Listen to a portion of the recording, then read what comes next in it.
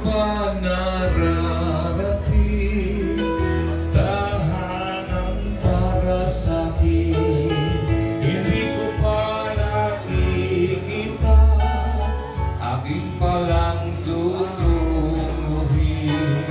Hindi ko pa nalakaran, hangin tong lansana. Ngunit may dahilan, ba't ko ito'y pupuntahan? May Diyos na nag-aabang sa trono, naghihintay, lumuluhod at magkahawak ang kamay. Doon ako magpapahinga, hindi na ako mag-iisa. Ito'y aking bayan, tahanan ng Diyos Ama.